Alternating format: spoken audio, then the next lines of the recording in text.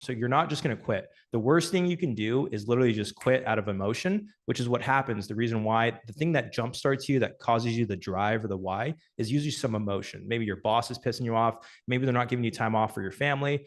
It happens. It's normal. But if you have to detach yourself from that, because you can be right or you can be rich. Those are the only two things you can do. Okay. Ooh, I like that. That's a bar.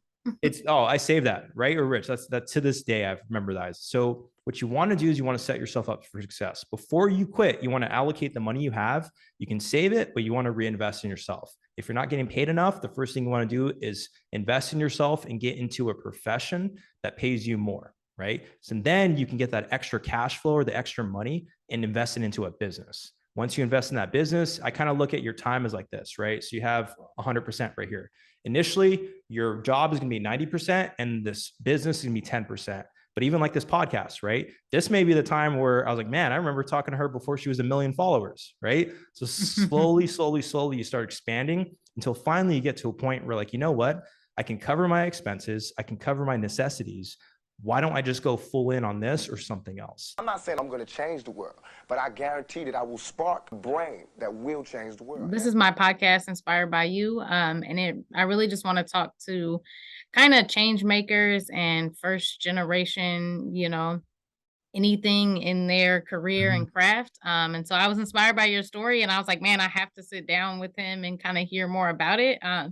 So I don't know if you could kind of start from the top and tell a little bit about your story. I know you started off kind of living in your car and then you took the steps to change your life. So can you tell me a little bit about that? So, Gedam Yonas here. I run operations for a big company, ATMtogether.com.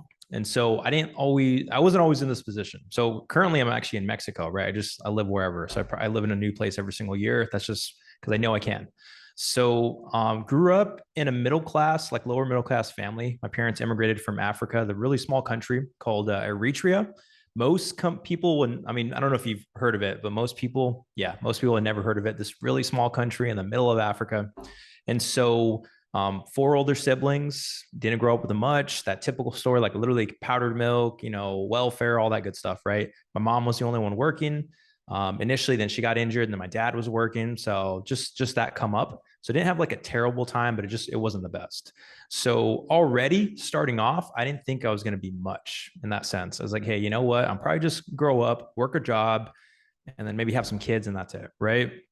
So in our culture, right, it was just, hey, it's a matter of maybe you become a nurse, maybe you become like a pharmacist, and that's about it. You save, maybe get a house, and that's the best thing you can do. And there's nothing wrong with that. But my thing was like, man, I just want to do more. So I actually ended up in a bad relationship, right? Cut off contact with my family. And I know a lot of people can relate with this where, you have that significant other and it just doesn't work out with the family, got cut off on everything. And I was going into credit card debt. I'm talking spiraling downhill. So everything I could afford, I had to pay with my credit cards. So I was going, I think like $50,000 to $60,000 in debt. And what's funny about credit, if you know this, is as long as you make that minimum payment, they don't care. They're just going to keep stacking it up. So people would think like, how do you get more credit? Like, no, they just want you to keep paying. So I'd make that $35 payment, the $55 payment on all these different cards, and I kept paying for it.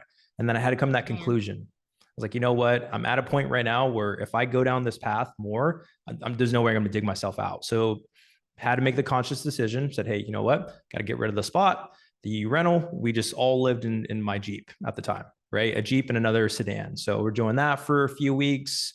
And then I got another job, luckily. So I started working 2 jobs, saved up enough just to get another apartment. I was like, hey, just enough to get us back into the place. But I was just miserable, man. I was in a bad place. Like there's no hope, right? It's just like, I'm just going to work every single day. I'm working like 80 hours a week, barely making ends meet. I'm like, I can't live like this. Right. So ran into, crazy as it sounds, I ran into a sheriff, a deputy sheriff. So in California. And for some reason, I just struck up a conversation at a store. Right. And I was like, hey, how's your job? This, right. And we're just talking. He's like, yeah, you can do it, man. Like you were in the military before, like you can do all this stuff. And to me, I'm like, man, the people I hung out with, there's no way. I was like, I did not think I was going to be a cop. The things I did, I was like, there's absolutely no way. Right. So I go through the process. I apply to like 30 different places and I'm getting shut down. I'm talking from like Southern California to the Bay Area. They're just, I mean, some places they're looking for a specific type of person, right? Let's just keep it real. And some places are like, we want a degree, we want this, whatever. Ended up in the Bay Area, got hired at a local agency. And that was like the best opportunity of my life. I literally worked every single day for 4 months straight. I was so thankful. Overtime, and I paid off all my debt. Every single day, I worked 14 hours a day, ended up paying off my debts, and that spiraled my investing career. And then here I am now. That's an amazing story too. I think, Yeah. and especially the fact that, you know, like you just, I mean, I feel like you were in the right place at the right time, you know, to run into that, you know, Yeah. sheriff deputy and be able to ask him about his career and Yeah. it to be the right sheriff deputy to, you know, inspire you. Cause if it had been the wrong one, they'd be like, nah, I say for you, man. Exactly. Like, Yeah. so no, that's perfect. And I And mean, he straight up, he looked like me too. And that's what it was. I was just like, you know what? He looked like me. I was like, let me talk to him. Right. Full on conversation. He's like, he stopped what he was doing. We talked, and then here I am. So you never know what those interactions turn into. So. you know what's funny is that like that sort of story is where I got the inspiration for the name for this podcast. So I wanted to call it Inspired by You because I felt like a lot of us like change makers or first generation, you know, whatever it is, our career path. Either we see somebody that we can relate to or that looks like us in a career path and we say, hey, like I can do this, or you don't, like you never do, and you decide, okay, I'm going to be that for, you know, the next generation. And sometimes it's both. Like I'm sure for you, it'll probably be both. Like, but Yeah. I think it's amazing when somebody, you know, like they run into that person and they're like, yeah, that person showed me that like I could be this. And so it's awesome to be able to kind of have that inspiration and see that person where you can see yourself in their shoes and it inspires you to do what you do. So man, that's perfect. Exactly. Yeah. So it's good. I mean, it literally spiraled me to where I'm at now. And to this day, that's why even in law enforcement, I tell my guys, because I promoted very young and I had a very senior officer that they had more years on than I was old. Right. So they're Oh, like wow. looking at me like a kid. And I was like, guys, I'm telling you right now, every single interaction you have will dramatically impact someone's life. You have no idea. To you, it's just, you know, you're going to 1 out of 60 calls. That's one thing. But that little kid who's staring up at you, that's going to make or break their life. You never know. Oh yeah, Through definitely. interaction. Yeah, for sure. So to this day, even in business, the same principles go about. Where just even with my team, I say, hey guys, like that interaction you have, you never know. You never know who's sitting right next to them. You never know who the family member is. Your network is your net worth at the end of the day. So treat everyone like they're premium, right? Because my dad was a janitor. That's why it's always respect, right? Even when I go to restaurants, it's a matter of like, hey, my dad worked in the same fields, so no one's below me. So. Yeah, definitely. Mm-hmm. And I mean, I think that shows in people's character, you know, and Sure, other people respect them as well for that. Mm-hmm. So when you're working as a cop, how did you keep your expenses low while you're working as a cop so that you could have money to pay off debt? Yeah. So I literally cut out everything. So I still have the 1998 Tacoma that I picked up. I actually had to get a loan for it. It was $6,000. I still remember to this day. I barely approved for the loan, and to this day, and here I am driving a nicer car now, right? So in hindsight, I'm just like, this is craziness. But drove the same car. I'm talking, I cut out everything. Just worked every single day. It was about probably 14 hours a day. I had the same routine: wake up, eat, go to work out, start my shift, go home and sleep. That's it. Right. Had my cell phone bill, my insurance, my car note at the time, which was like $200 a month. But to me, that was a lot of money. Right. Yeah. I was like, it was the most important money to me. And then I would just literally every single extra dollar that I made, because my salary was much higher there because the Bay Area was higher. So every single extra dollar I made literally went to debt. I didn't care what it was. I had student loans because I went to a community college. I had credit card debt, personal loans that I used to pay off those credit cards. You know, the game that you do. Yeah, Literally definitely. every single dollar went to paying off that debt. And I lived below my means. My rent was like $1,000 a month. And then with overhead expenses, I was probably looking at like $1,400-1,500 a month. That's all I spent ever. Oh, wow. So Yeah, no, yeah. that's really good. It's funny too, because I'm from Indiana, and so $1,000 a month is that's like a huge. You can rent a house for $1,000 a month Yeah. here, but in California, I mean, I'm sure that's cheap. Yeah. It's like it was in the hood. I'll put it like that. It was. Hey, I was sometimes you gotta working the live in same the area I hood. lived. They recognized me. So sometimes you got to live in the hood to get to where you're going for a little bit. So Exactly, right? Yeah. when you finally decided to invest, what all did you, I guess, I'm sure you probably had a few failed investments and, you Yeah. probably tried a few things. What all did you try out investing in when you first started? So like the usual stuff, and it's tough when I see it online now because I know I fell for that. So like day trading, forex, like all these different like investing things where somebody teaches you how to do it. Failed in all those. Penny stocks. I invested in a few. Like so when I had money, right, because I got past to the point where I was like at point blank zero, right. So then after that, I just kept the momentum and I started saving. I was like, well, I have all this extra money, I might as well invest it. Invested in a business that didn't work out. I was in the hole about like $40,000 to $50,000. I invested in a lot of stocks. So I probably lost like $70,000 to $100,000 in stocks. Oh, wow. Invested in another business, invested in some cryptos. And, back then, this was about 2016, 2017. There was a lot more cryptos popping up and it was a lot of scams going on. So I was throwing money at this and that. And all of a sudden it's like, man, I'm working all this money, but my bank account keeps staying the same and nothing was sticking. And finally, I actually invested into like some more stable assets like real estate, things like that. And then it clicked where I realized, you know what, you have to invest in a business. No matter what, it has to cash flow. Like everyone has this mentality of like get rich quick. It doesn't work out. The real wealth, especially in the Bay Area. And the best thing for me was I got to experience this because I spoke to people in the Bay Area. I worked in areas where there were people that were very wealthy, that were executives for businesses, and you have conversations. They get in a car crash, minor fender bender. What do? You pick their brain and like, well, I'm doing this and that. So I started seeing something very similar. I was like, you know what? The people with the nice cars, the nice houses, they're all in business. They're not talking about day trade, nothing, right? Only the influencers are in their specific cities. So it started seeing the same thing over and over again until I realized I need to have a business. And then what worked for me, cash ATMs, Bitcoin ATMs, and real estate. That was just the one thing that worked for me alongside law enforcement. So, okay. Would you say that the cash ATMs and Bitcoin ATMs are your best investment to date? For sure. Yeah. Because it's the lowest cost to entry compared to anything else. And I actually just spoke to somebody else on a different podcast. We're talking about real estate and same conclusion. You can put California numbers down, $100,000 minimum for a down payment. And you're going to maybe make like $1,000 a month, $1,500 a month. You put less than like 10% of that on an ATM and you can make about the same amount. So it's one of those like hidden industries, especially with vending, cash ATMs and Bitcoin ATMs. They're kind of in the same space where it allows somebody that's in a 9 to 5 or blue collar worker to get into business that doesn't take them another job, right? Because you just don't have time. Let's just be real. Probably too, when you think about real estate versus like an ATM, real estate loses value.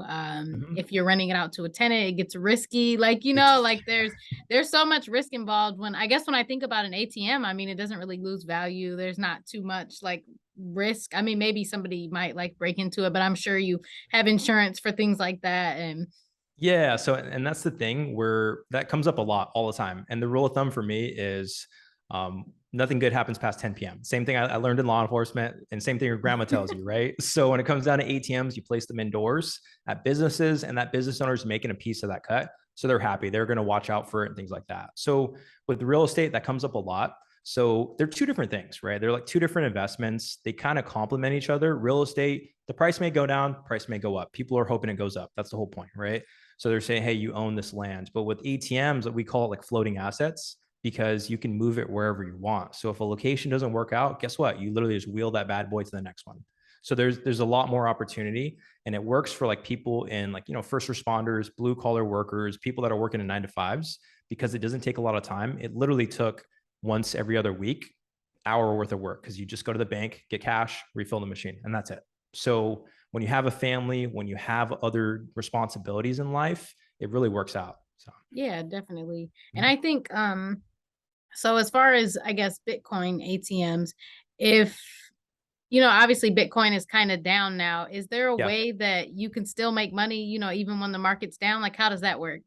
Yeah, so real simple actually, really good question because this comes up all the time. So the way we've structured it, and this is why we're the only ones in the industry doing this, you don't have to own the crypto for the machine. Like in when you go to Vegas, right? That they say the house always wins because they don't own either way. They don't care if you win or lose, somehow their way they're making money. So it's the same thing with the Bitcoin ATMs. The way we structured it is the client would actually own the machine themselves and they charge a convenience fee for somebody to buy or sell. So if people panic buy because the price is going up and everyone's talking about it, what do? They run to that ATM, they buy. You charge them 10 to 15%.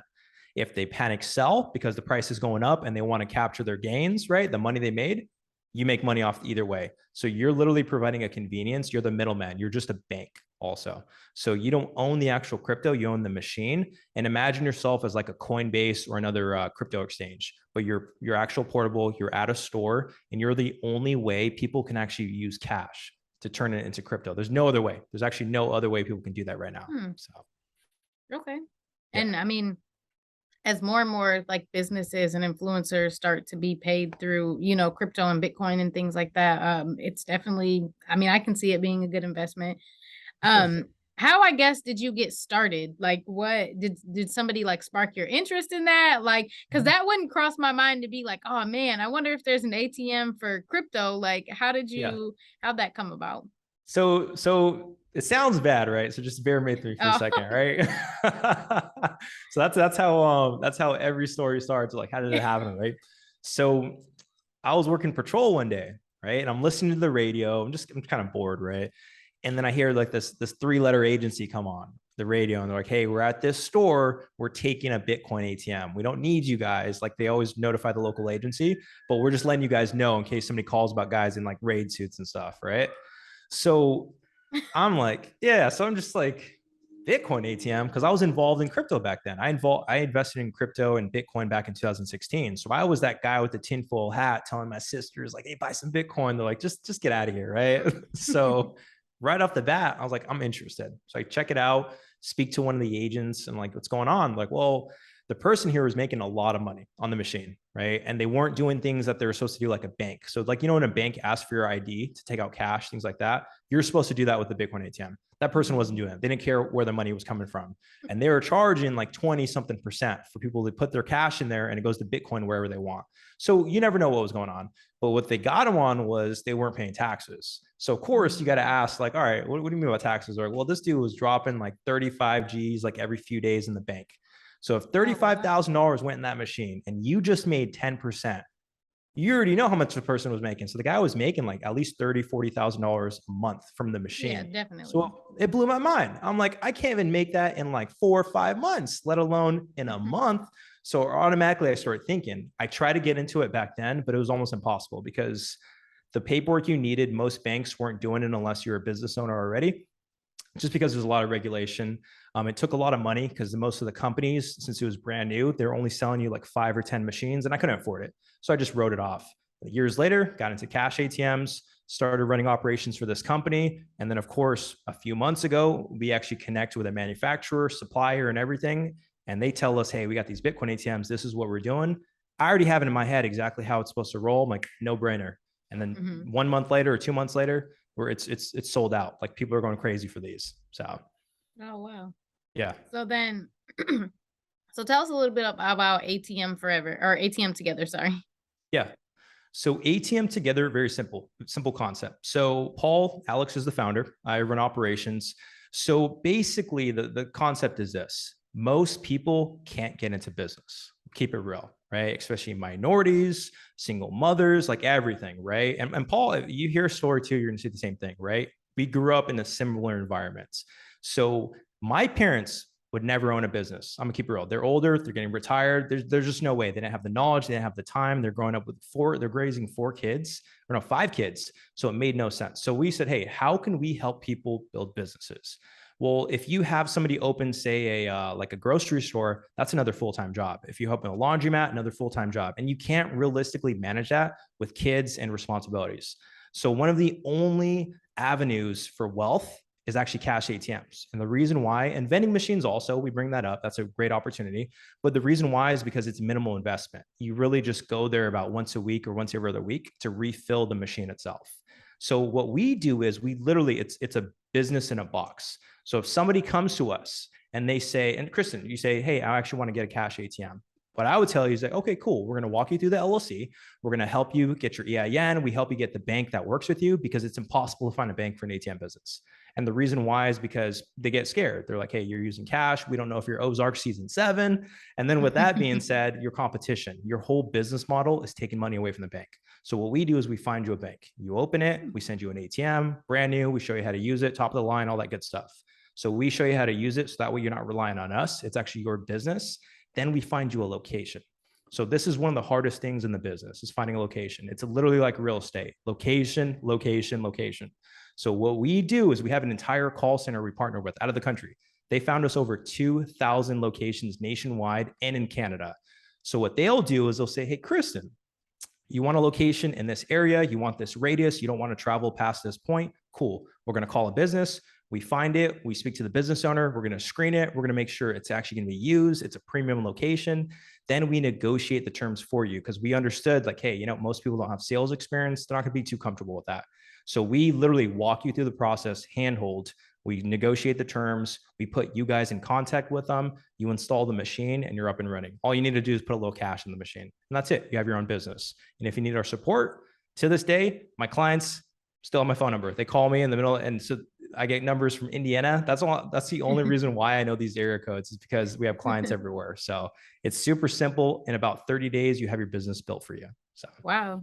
I mean, that's amazing. And like you said, it really is kind of a business in a box. I mean, you guys pretty much do everything for the person and then they just, you know, kind of supply the money. How much, I guess, would that run somebody? Like what's the investment on something like that? Yeah, so it depends. If you're looking towards, because we do Bitcoin ATMs also. So if you're looking towards Bitcoin ATMs, we're going to make way more money, but it's going to be a little more expensive because the machines, you're looking at low 5 figures.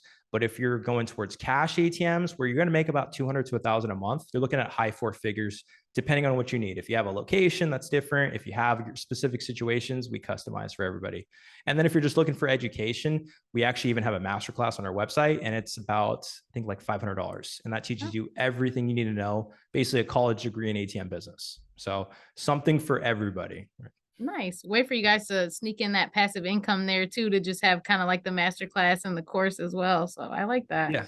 Well, it was by demand. We had about, because since I run the operation, so I always get the emails forwarded to me, and we had like 300 emails. Like, it's not fair. You guys need to offer just a course. And initially we're like, no courses whatsoever. We want to make sure, but so many people asked us, we like literally specially recorded something just for that. And then what we do is we honor that towards any other package. So if you just want the education first and you want to move forward, cool, we'll give you that option too. So nice. I'm sure people appreciate that too. And that, I mean, that's a great service that you guys are offering, and, you know, leading minorities and, you know, single moms to, you know, own their own business and be their own boss. That's amazing. What plan did you set in place before you quit your job? So I'm hoping you didn't quit without a plan. Like, yeah. So what I did was what's called silent quitting. I think that's like the term nowadays, where you quitting. What is it? Quiet quitting? Quiet quitting. Yeah, I'm sorry. I'm like, don't get this body confused. I'm like 80 years old. So quiet quitting. So slowly I realized like I was capped. I realized I say, hey, you know what? Even if I worked 6 days a week for the rest of my life, I'm like only make so much because I'm trading my time for money. So I silently started investing in a lot of things. So while people were buying nice cars and all that, like I said, I have my 98 Tacoma to this day. I still drive it. I've owned it for like 8 years, right? I do have nicer cars now, but I still drive it as a reminder. So what I did was I literally threw all my money into other investments that took off. Like I mentioned, I invested in crypto back in 2016. I made a little over 7 figures from that. So I was already sitting on that. And then I had other investments. So I already set myself up for success. And that's the key lesson here. So you're not just going to quit. The worst thing you can do is literally just quit out of emotion, which is what happens. The reason why, the thing that jumpstarts you, that causes you the drive or the why, is usually some emotion. Maybe your boss is pissing you off. Maybe they're not giving you time off for your family.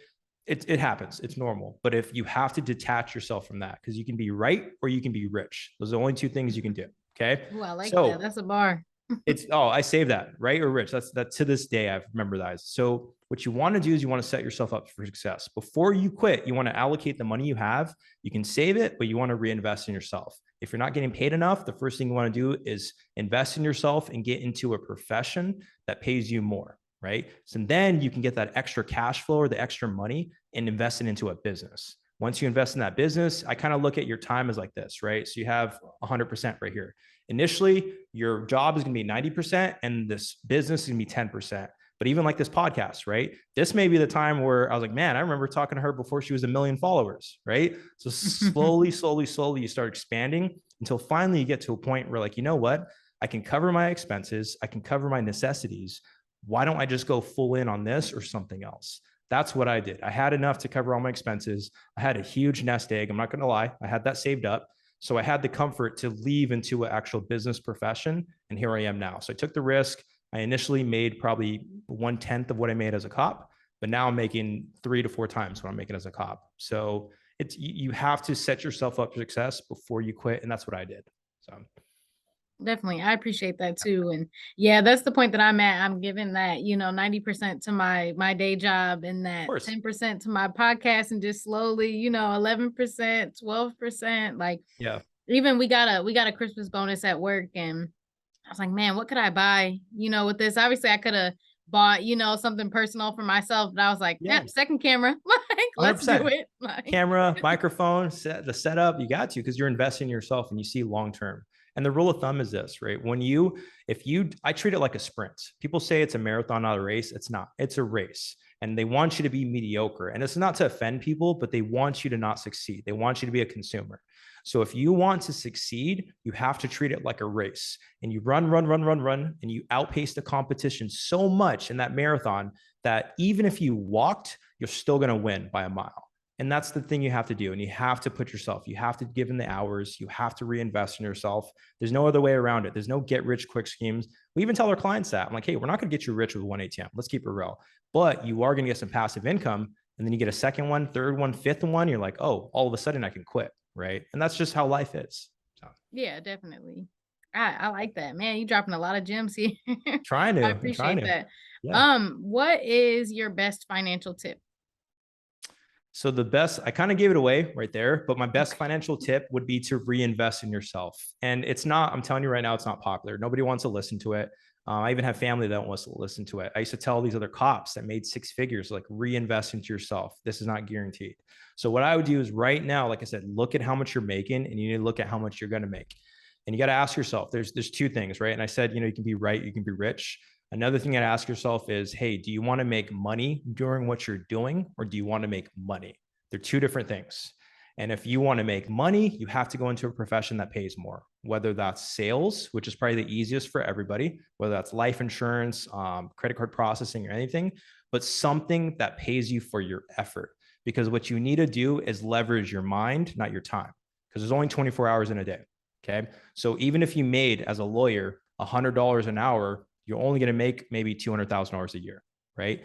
But if you're able to have 5 or 6 people working for you, you're leveraging your minds. And guess what? You can quadruple that, 10 times that, because you have the power of other people. So what you have to do is invest in yourself, get a actual more like a paying job that pays more, or some type of profession that pays you for your efforts, and then use that money to reinvest into a business. And that's it. That's US, the United States is made for businesses. That's why people die to immigrate over here.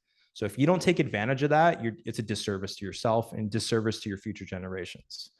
So I know it's a Most little definitely. long-winded, but that's the best advice I can give to anybody. Yeah, no, definitely. I appreciate that. I think that was really good. Yep. So if you had to start over, what advice would you give yourself? So I would have just went all in. So I actually joined the military. I was in the reserves because I kind of like half-footed into it. I would have just went all in, still went to the Marines like I did my 4 years. And then I just would have went into sales. Like straight up, I would have went into sales. I mean, in sales, you can make $200,000, $300,000 a year easily, right? If you get into the right profession. Do that, and I would have launched a business much faster. I'd have been one of those TikTok kids having one of those businesses sooner. Now I just got a little less hair. I can still catch up, but I'm just not as fast running. So that's what I would tell myself. So, Yeah, I mean, and you made it. That's what matters, whether it was, while you were 20 or, 35, like it doesn't matter. It's just you got here. That's all that matters. exactly. Yeah. So One last question, and we kind of talked about this earlier, and maybe you'll have a different answer now, but what was your biggest inspiration, if you had one?